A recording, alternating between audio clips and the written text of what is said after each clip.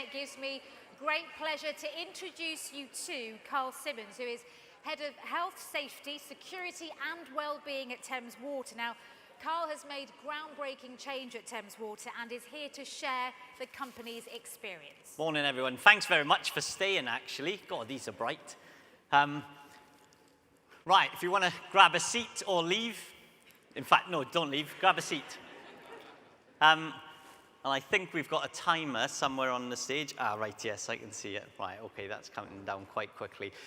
All right, okay, so there's a lot of people talking about what we can do and should do. I'm going to tell you today what we've done within Thames Water and the outcomes we've achieved. And hopefully there may be something within it for each of you. So let's get straight in. Who are we? Thames Water, as an organisation, we are geographically larger outside of London than we are in it. However, you can see the demands of the capital pretty much place us to support a quarter of the UK's population with safe, clean drinking water. As a large safety-critical organisation, we come with an abundance of risk within the business, but there's absolutely, whether I look at chemical tanks, pressure vessels, all the catastrophic risks that we hold, it is undoubtedly the psychological health of the individuals that define how successful we are as an organisation. So with that, all of you stand up on your feet, please. Rest assured at the back, I am still stood up. Right, close your eyes. Close your eyes, leave each other alone, close your eyes. Now then, I'm going to ask you a couple of questions, and I want you to answer honestly. Close your eyes, sir. I want you to answer honestly, not with what you believe is politically correct or what you think your boss needs to hear, because they're in the audience. Have the courage and confidence to answer honestly. First question. If you've ever had to take time off work because of your physical health condition, please stay standing. Sprains, strains, fractures. If you've ever had to take time off work absent for your physical health condition, please stay standing. Well done, you are not alone. Courage and confidence. Everybody back on your feet. Well done. Slight change to the question. If you've ever had to take time off for your mental health condition, if you've ever had to take time off absent for your mental health condition, stress, anxiety, depression, etc., please stay standing. If you haven't, sit down. Thank you for being honest. 50% of the audience stayed standing. Please have a seat. Now, I've been asking that same question to field workforce, office staff, and business leaders for many years. And it's been interesting, the journey that I have seen, where in the early days, years ago, nobody continued standing on that second question for fear of reprisal, that we all know about the stigma, and how it's changed to now, where I have a very different response when I ask the same question to audiences within Thames Water. It's a slight tip if you're started on your mental health journey in terms of your strategy. How do you get people to understand what's happening? So, what have we done within Thames? Our Time to Talk strategy, which was put in place a number of years ago, has had a profound impact. What I've done through the presentations, I've included links to videos which articulate what we've done and how we're doing it. All the slides will be made available afterwards, so you can take that option. Leadership from the top. Within our executive, our main board report, we have set the tone in terms of what needs to be discussed. I present at every executive meeting and every board meeting and the HSE committee on our mental health performance, where we are and the outcomes that are being achieved. Really important that for me and the team to understand. On our supply chain, we engage our supply chain partners. Thames is only as successful as its supply chain partners. 2/3 of our business is delivered by our supply chain partner organizations. One of the things that we put in place was a core suite of essential standards, yeah? So I understand, being from contracting in my background, how organizations price for work. So how do you make visible the expectations you hold for those who undertake work for and on your behalf? So that's available, it's on our external website, and it's our essential standard around what we expect organizations to do that work for us around mental health and well-being and physical health and well-being. KPIs. So we have a suite of health performance indicators. Down the left-hand side, this is the model that we developed and put in place. Down the left-hand side, it talks about our health performance indicators, what's important to Thames Water. Across the top, it moves us from infancy to integrated.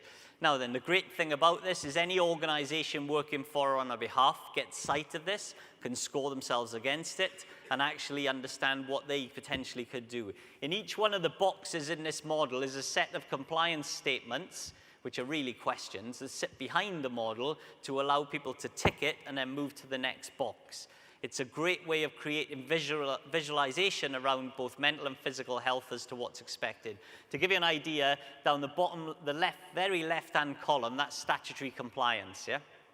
So as a company, I would expect anybody working for us to very easily be able to turn that green, otherwise you're not compliant with the law. But it sets that out. And then as you move across the model, you get to where excellence is considered. That's all available, including all the questions, freely available, and I mean, please, it's been adapted in many organizations, large players such as Skanska, took it and shared it across their entire workforce across the UK. Very interesting model. I'm very big on competency upskilling, providing the appropriate level of awareness. If you think what's happening within society, yeah, celebrities, sports personalities speaking more open, we are seeing that transpose into the society as a whole speaking more openly about mental health. What's happening in society is in your workplace. So when people are having those conversations in the workplace, if we don't arm our managers with the right level of understanding and awareness to be able to know what to do and have the supporting framework, which is what we've put in place behind it, then you're really going to run into problems, and you're not doing your managers a service either, or your peers who need to understand it. For us, I brought my VR team along with us today. So if you haven't had the opportunity to be immersed into our virtual reality program, it is pretty fascinating. One of the reasons that we did it was I didn't want to be sat and told the team, I didn't want to sit on my mental health first aid course, which I think is great, by the way. I'm going to talk about that in a second. But I didn't want to see it happening to somebody else. I wanted to be the person suffering the effects of negative mental stressors. To stimulate that, it didn't exist. There's a lot of people talking about VR. When you go to a conference, you need to set up the different posts that allow you to do things animated. So we had to build a sync system that allowed the instructor out the front. So when you go into our course, you're issued with the literature, and you're issued with the headset and the earphones.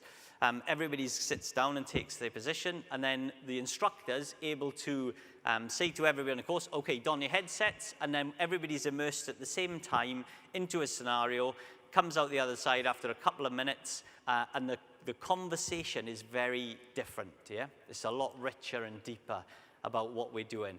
We have a series of 6 different scenarios where we create that environment where the stresses are being felt. So if you haven't seen it, please go along today at some point and get immersed. It's pretty good. And something we're very proud of. Remember, we had to build that sync system to connect everything together. It didn't exist, and now that technology does exist. Continuing on the same theme, monitoring is really important for us. So everybody takes work-induced injury very seriously. You will have investigations, you will have executive learning, you will have really thorough outcomes from it. Asking the same questions around work-induced illness is equally as important. So understanding where you are and what's causing, because it's a legal responsibility, by the way, health and safety. And for us, for many years, we've been asking the right questions that's allowed us to create the right outcomes. It is really important. I'll speak about this some more later on in the presentation, actually. The Farmer-Stevenson report was mentioned earlier. We brought the Cabinet Office team. Dominic's here today somewhere. I haven't seen him yet, but, oh, there he is. Dom. We brought the Cabinet Office team down during the Farmer-Stevenson report to understand what was happening within business on mental health. Really, really good, and the outcomes of the report. Now then, it's a big document with a lot in it. Many of you, I'm sure, will have seen it. So what I've done is, down the left-hand side, you'll see the core and enhanced standards. And what I've put next to it is what we've done to be able to demonstrate compliance with those standards. That's what you should be doing within your workplace, to be able to say, yes, we've got the standards and we are compliant. Yep, we know what we're doing and we know what's happening with those. So that may help some of you later on when you look at these slides in more detail, but you might find that your organization is doing quite a lot. Remember, the core standards are what we expect with business, any organization to be doing. The enhanced standards go beyond that towards excellence. Business reporting on mental health. On Thursday, the minister's coming, Sophie Newton, the Minister for Disability and Mental Health, is coming to Thames Water. We'll be filming with Sky News. Big announcement on Thursday. And that's being led by the Cabinet Office team again, creating a framework around voluntary reporting for business. For those of you that follow me on LinkedIn, I've already shared an insight into what this is going to be about, but it's looking to be released Thursday. So a brilliant piece of work by the Cabinet Office team towards getting a group of professionals and practitioners together to be able to create a framework. What do we want all businesses to voluntarily report on within their organizations? Yeah, it's going to stimulate a lot of activity this week, so keep your eye on the social media and hopefully in the press. But this is coming. Yeah, this is real, insightful stuff happening this week. I believe very strongly in benchmarking and getting certification. Time to Change, I think, is excellent. If any of you haven't looked at the Time to Change and what mine do, it's a really good program. It's basically, the way it was put to me, it's laying the carpet before you put the furniture into the home. It's a great way of looking at it. So it starts to prompt you into what do you really want to achieve within your mental health strategy to support your workforce. So we are obviously big advocates of this and support the Time to Change certificate and pledge. Supporting campaigns. Again, how is your organization looking at supporting key campaigns that are going on within society? For us, you will see that I'm the warm-up act for the Duke, which is great. That'll be on my CV, I'm sure. But the Royal Foundation are doing a lot of great work, and the Heads Together team alongside Mind, we supported the Mental Health at Work Gateway. If you haven't seen it, and I'm sure the Duke will mention it in a bit, go on to it and make sure if your organization is doing something great, upload it, send it to the team for uploading, and share what you're doing so others can learn. It's getting some fantastic reviews and a great response aimed at being a one-stop shop for mental health support and literature. But supporting any campaign, I think, is great. That was us for the Heads Together banner and the London Marathon. We supported my team, which was great. Illustrative stories. There's been some great stuff. Monica shared a number of stories earlier. For us, we've been doing this for many years now, and our source article, our source magazine, which goes across all of Thames Water. I remember in the early days, years ago, Danny was one of the pioneers for this, one of my friends within the workplace, and he said, I'll go for it, I'll share my story, and it was great. It was a hugely bold step many years ago. Nowadays, I'm bombarded with people who are wanting to share their stories within the company, which tells me about the culture of care that we are creating within the organization. On the left-hand side, right-hand side, as you're looking at it, don't ever get off a canoe onto a paddleboard in the middle of the River Thames and then try to stand up alongside 12 of your peers. The great thing about this, so difficult as it was to put together, it was all about the 12 men that take their life every day within the UK. 12 of us got on a paddleboard and actually stood in the middle of the River Thames. We had a minute's silence and then had an 11-minute conversation. That went down extremely well within the organization about promoting the devastating impact of such a serious topic.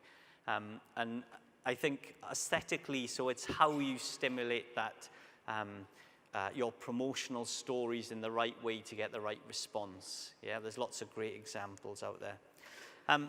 We have been doing personal medical assessments within Thames for a number of years.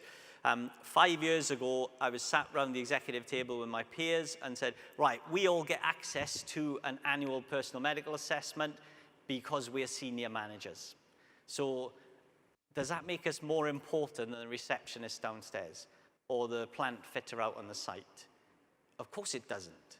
So why wouldn't we give the same access to annual personal medical assessments to everybody? And thus it was born. And for the last 5 years within Thames, we've delivered this every year to all our people, access free of charge. Cost-wise, many people ask me what the cost is. It costs us 50 quid to MOT our vehicles every year. Yeah. It costs us the same 50 quid to MOT our people. All those tests that are included. We're also doing cancer testing for bowel, prostate. I've had 105 people with abnormal results for prostate cancer. 13 of them have called me up and said, thanks very much, I've got cancer. That phone call in the early days was devastating for me. But at the same time, the person saying, no, thank you, no signs or symptoms, I'm getting help, I'm getting radiotherapy instead of chemo. That's happening time and time again. 5 cases of bowel cancer confirmed. These people are in work and they're well because we're helping them. Yeah? There's lots more examples. Psychological health is wrapped within this. You cannot really distinguish between physical and psychological. In my opinion, the two are very much linked. That's another presentation. Finally, on some of the supporting frameworks. So if we put all these things in place, when the time comes that somebody needs to speak up and they need access and support, I have mental health first aid as rippled across my organization. I'm a huge fan of what it's become in terms of the catalyst for engagement within the company. So if I was to tell you that for every 1 physical first aid intervention, I have 5 mental health first aid interventions. Yeah? Please, that cannot be underestimated. We certainly don't. All those people are getting access to support when they come forward. Hundreds and hundreds of people every year come forward for us. And it starts to think about wider then. So all those people getting support. My clinical team, rule of thumb for you on clinical, yeah? And for every 1,000 people within an organization, you should really have an internal clinical health specialist. So I have 6 occupational health specialists, ex-A&E nurses within my clinical team who are health advisors, and they support because that's the first point of contact to be able to help people within the organization. And for every 1 work-induced illness we see, my clinical team, we see 100 non-work-related cases. Yeah, 100 to 1. Yeah, so that's not people not just going to the GP and NHS, but coming forward in work and asking for help. Of that 100, every 100, 40% are for psychological issues. Yeah, lots of things. Big announcement coming. Here's another one hot off the press. I'm not sure if I'm supposed to say this right enough, but I heard that watch the media this week because tomorrow will be a big announcement around first aid at work.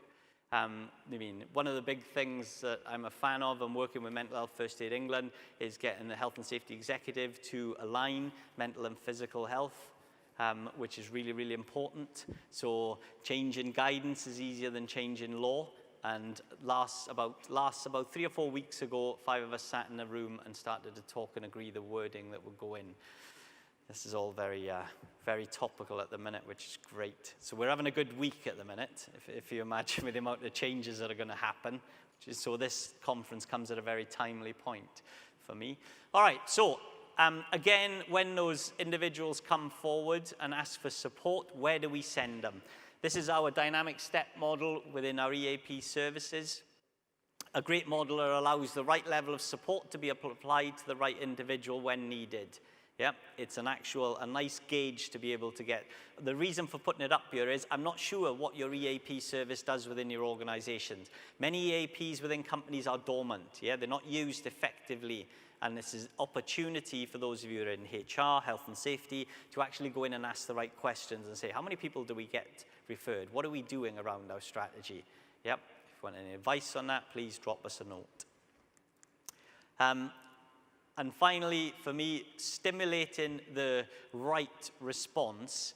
Well, the way we look at it is several times a year, I drip feed the organization with videos that help articulate certain messages in the right way. So I thought I'd show you this one if you haven't seen it.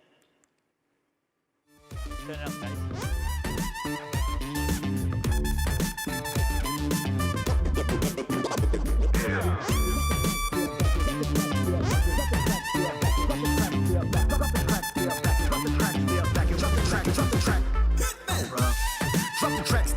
watch me do it. If you listen what I'm saying, I walk you through it. Jay Holmes, John Nevy, all night, all day, ain't nothing to it. Who knew it? Yep. Whoa, whoa, whoa, can I help you? We're John's mates. Is he around? Have you seen Richie? Yeah, he's over there.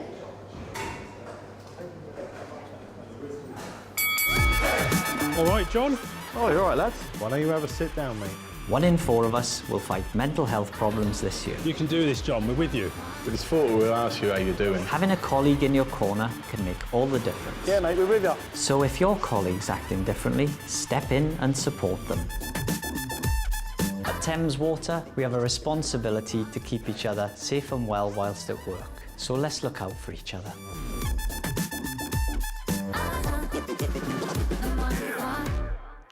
So we even got Rob Brydon, Uncle Bryn, to do the voiceover.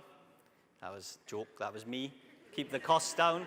But you can create videos like that, yeah, for less than 5K, for those of you in organizations that can absorb that sort of financial money. But, I mean, by keeping the costs down at a budgetary wise, we can implement these quite regularly. Physical health. I'm not going to go into this, but we do have a body fit program around our physical health as well. Yeah, I said you can't separate the two, but that's another presentation for all the stuff that we've done around the physical health. So I guess if that's some of the inputs that we've put into a strategy that you really want to see, well, what kind of outcomes is this having? But if I step back to 5 years ago, it's really important that I skip through in the last 5 minutes what's been happening. So, I mean, the way we engage every year with our supply chain, our union partners, towards creating the right outcomes, creating the right inputs that will get the outcomes, really, really important. I've included all this within this series of slides, which step through each year on year some of the things that we put in place. So year 1 was all about empowerment, competency upskilling. There's lots of things within this. I can't go through them all, yeah? But it's all to paint the picture. You can look through them in the slides afterwards. Year 2, PMAs were born, and lots of information went in around how we tackled that. Fatigue was very much laboured on in year 3. IPRS is in the middle there, so that's our physical health provider. And if you think about it, another thing I said was, we provided physio support for anybody that got an injury or illness at work, musculoskeletal disorder. And why? I don't care if they injure themselves at the gym or on the football pitch. If they come to us, we should still give free physio. And we do. Yep. So that was born in 2015. As a result of that change in policy and strategy, we saw a quadrupling of the amount of physio referrals in that year. Fabulous. Initially, it was like, oh my God, financially, we saved, 3 times as much in terms of volume of work saved. People staying in work as a result of physio. The economics are all there, should you want to see them in more detail. And it continues, going backwards a bit there, but it continues, yeah? So right through the last 5 years, there's been different initiatives all put in a journey. The reason for showing you some of these that we've put in place is to understand how we've achieved the outcomes. So competency upskilling doubled. Almost all of the courses in place at Thames Water, including our mental health first aid, our MindFit half-day awareness, all our physical courses, are all optional within the company. I believe if you create the right course with the right certification, there will be an appetite. All my mental health courses are fully booked for the next year. We cannot run them fast enough at the minute. Same, challenging. There's 2 reasons why people don't challenge. First of all, they don't feel empowered. Is it my responsibility? And secondly, more importantly, fear of reprisal. What's the person on the other side going to say? When I arrived at Thames years ago, there was people fighting on the sites because somebody challenged somebody over PPE. Psychologically, that's unbelievable. We're a very different organization now, and that moving of the volume of stuff raised has been quite important. That's led to also visibility of leadership in terms of going out onto our sites, having the right conversations. I stimulate a lot of the question sets that go into that around health. And then finally, investment that goes in to be able to solve anything that's raised. Really important. If you put all that in, there must be an outcome. Lost time injuries, all your organizations, I have no doubt, will measure lost time injury frequency rates. That's our reduction over the last 5 years as a result of the energy and effort that's gone in. Really important. If I overlay very quickly the initiatives that have been put in to support that reduction, it's very clear. Yeah? Not one single thing makes a difference. Now then, I have no doubt that none of your organisations will measure lost time illness frequency rate. Yet we know the HSE has introduced that 12.5 million days are from work-induced illness. So I cannot believe still that organisations are not asking the question to understand whether it's work or non-work related illness. If it's work-related, you have a legal responsibility to investigate it, to undertake the executive review, to undertake learning, to make sure you prevent a recurrence happening. If I overlay the initiatives that have led to this reduction, there they are. It's no different, yeah? So that's the bit that's being missed, in my opinion, from many. Yeah, it's not about labouring on it. It's about, and that's well over winter, not wow, look at our stats. Yeah, that was a well over winter campaign. But you can see the outcome. Yeah, we're asking the same questions we were back then. It's creating a very different response. I've got more people going to my health team, yeah, than I did have years ago. But the vast majority is presenteeism, not absenteeism. People are coming forward because we've created a culture of care. Last slide for me, and I'm on time. Listen to the silent voice of the majority, yeah? You have to. All too often we listen to the vocal minority, and that can provide us sometimes with the wrong type of steer. Yep. Within my organisation, we have an annual Year for You survey. We ask questions on it, lots of different topics. I only ask one question.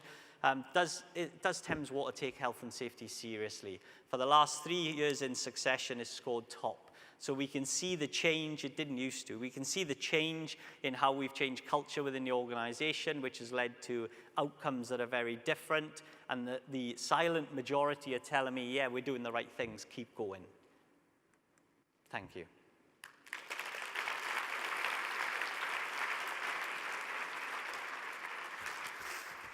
Thank you very much, Rob Brydon, everyone. Stay with us for 5 minutes. We'd like to ask you some questions, please. While they're coming in, you seem like you are a lot more advanced compared to other companies when it comes to your strategy for mental health.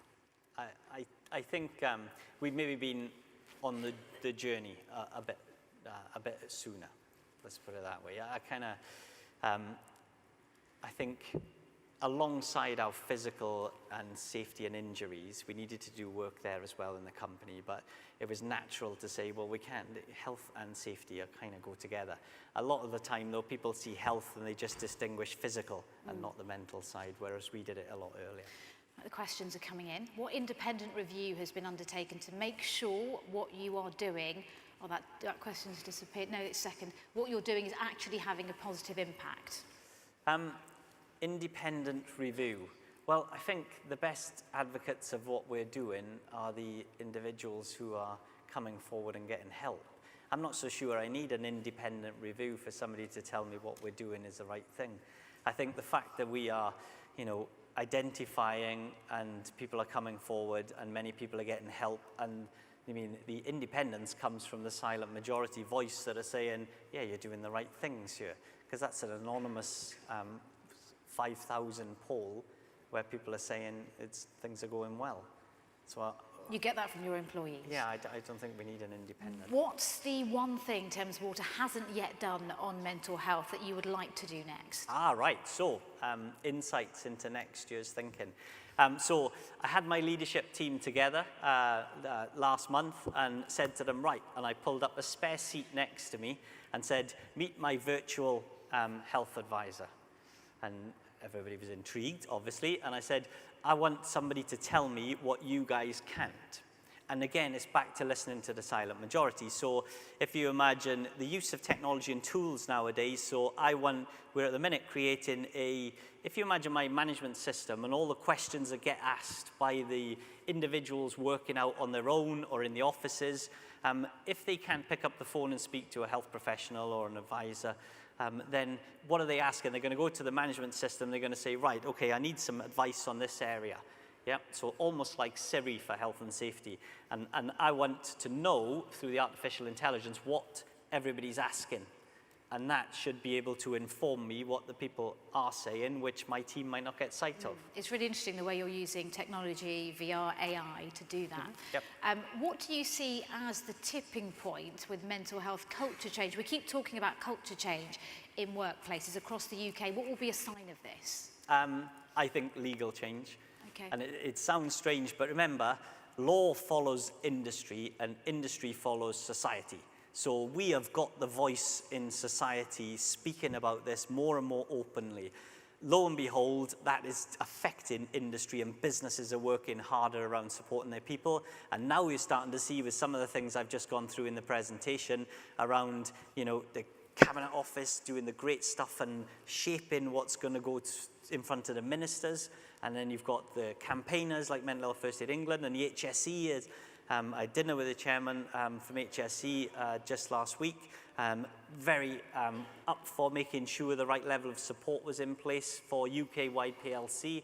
So all this is happening, and ultimately it would be great if Theresa does what she said and says we will align mental and physical health, and let's see the law changing. So it needs to be enshrined in law. Absolutely. What was the biggest challenge you encountered along the way with your mental health strategy to end? I don't think there was one particular challenge. I think, you know, every single program and initiative I've presented on that we've put in place is not easy to produce. There's not, we don't have a separate team that goes out and does all this. It's the people working every day that are stimulating the conversations and having, I mean, the uncomfortable conversations as well as doing the right things around support.